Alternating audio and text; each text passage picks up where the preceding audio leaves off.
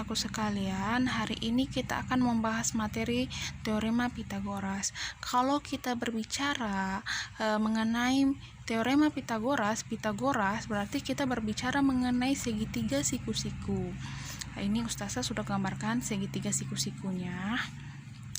Yang dimana dari segitiga siku-siku ini, sisi C-nya ini adalah sisi terpanjangnya atau sisi miringnya, dan sisi A dan B-nya ini adalah sisi pendeknya atau sisi tegaknya. Kemudian anak-anak, untuk memudahkan kalian mengingat rumus Pitagoras ini gampang sekali. Ini, perhatikan ini.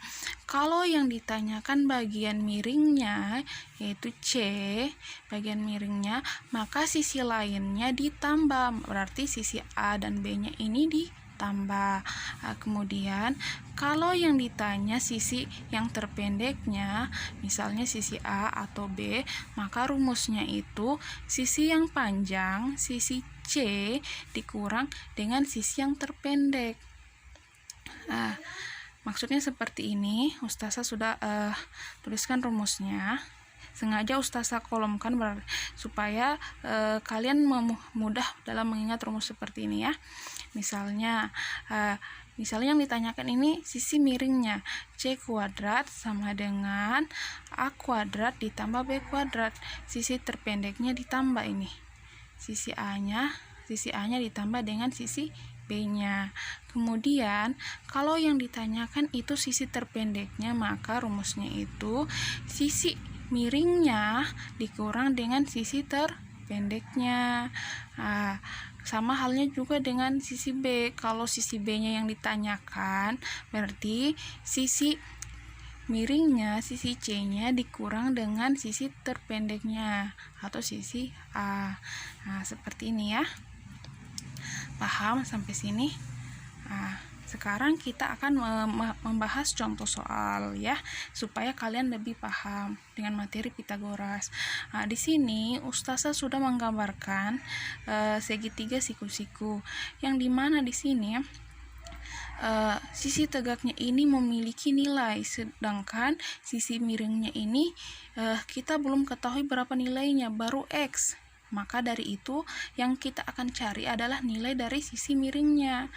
Yang tadi rumus yang akan kita gunakan itu, jika sisi miringnya yang dicari, maka sisi tegaknya itu ditambah seperti ini. Sisi C kuadrat sama seperti ini. Sisi C kuadrat sama dengan A kuadrat ditambah B kuadrat. Berarti sisi A-nya itu seperti ini. X kuadrat sama dengan 8 kuadrat ditambah dengan 6 kuadrat. Langsung saja X kuadrat sama dengan 8 kuadrat ditambah dengan 6 kuadrat. Karena ini yang diketahui, berarti masukkan angkanya ya.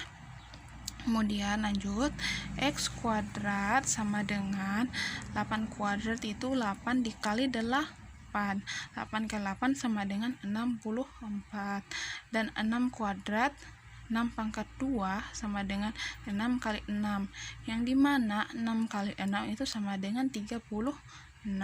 Kemudian lanjut lagi, X kuadrat sama dengan ini dijumlah ini 64 ditambah 36 sama dengan 100. Kemudian anak-anakku tolong diperhatikan ya. Untuk di sini kita akan menghilangkan akar kuadrat ini, akar pangkat 2 ini, dengan cara kalau akar kuadrat ini kita hilangkan, maka kuadrat ini, jika kuadrat ini kita hilangkan, X pangkat 2 ini kita hilangkan, yang ini pangkat 2 ini kita hilangkan, berarti dia akan berubah, maka dia akan berubah menjadi akar seperti ini. X sudah tidak ada pangkat 2-nya ya, karena kita sudah ubah menjadi bentuk akar. X sama dengan akar pangkat 100. Dari mana ini akar? Dari pangkat 2. Pangkat 2 kalau diubah dia menjadi bentuk akar.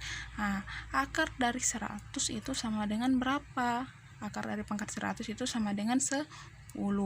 Maka panjang X-nya adalah 10. Berarti di sini nilainya 10 ya. Maaf. Sorry. 10 ya. Sama halnya juga dengan yang ini. Kalau kita di sini kita bahas lagi untuk soal nomor 2. Di sini sisi tegaknya itu dan sisi miringnya ditahu nilainya, sedangkan sisi terpendeknya ini kita tidak tahu berapa nilainya. Jadi yang kita akan cari ini berapa nilai dari sisi terpendeknya. Sekarang kita kerjakan sama dengan jawaban yang nomor 2. Kita tulis dulu Y kuadrat sama dengan, ingat, kalau yang ditanyakan sisi terpendeknya berarti sisi panjangnya dikurang dengan sisi pendeknya. Berarti 4 kuadrat sisi panjangnya dikurang dengan sisi terpendeknya. 4 kuadrat dikurang dengan 3 kuadrat. Jadi langsung lagi kita tulis ke bawahnya, Y kuadrat sama dengan 4 kali 4 berapa? 16. Dikurang 3 kali 3 sama dengan 9. Kemudian kita kurangkan ini, 16 dikurang 9 sama dengan 7. Sama juga yang tadi, kalau kita ingin menghilangkan pangkat 2-nya ini, berarti jika pangkat 2-nya ini hilang, dia akan berubah menjadi bentuk akar. Berarti Y sama dengan akar dari 7. Karena 7 ini tidak ada akarnya, maka ditulis saja seperti ini. Karena kalau akar 7 ini dia akan mendapatkan nilai koma. Jadi tulis saja seperti ini. Kecuali seperti ini, akar dari 100 kan 10 kali 10 kan 100. Kalau seperti ini akan mendapatkan nilai koma. Jadi seperti ini saja ya nilainya. Maka panjang Y-nya adalah akar 7. Berarti di sini akar 7.